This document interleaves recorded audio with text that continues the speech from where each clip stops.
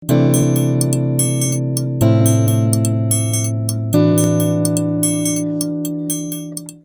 honetan, Aretxabaletako udalak zerbitzu batzuk zuzenean kudeatzen ditu, beste batzuk aldiz azpi kontratatuta.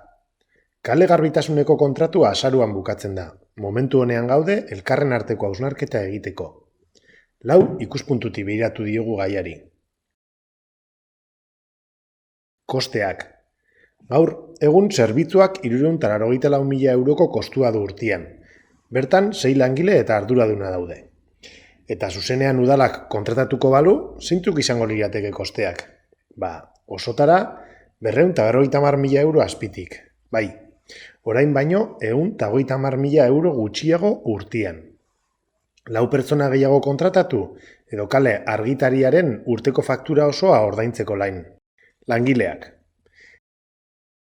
Langileak ezin dira pasatu udalaren plantillara. Guk planteatzen dugu lan poltsa bat sortzea herritar guztiei zabalduta eta orain baino 2 edo 3 langile gehiago kontratatzea. Orain dagoen brigada indartzeko. Balio erantzia. Dagokion kasuan enpresa espezializatua da eta baliteke ezagutza handia ukitzea. Guk uste dugu udaleko teknikariak ere ezagutza eta kalifikazio nahikorik dutela lan horri ekiteko.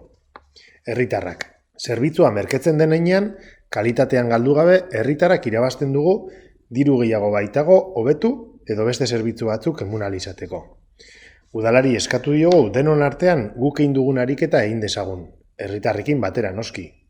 Zurekin ere kontatzea nahi dugu.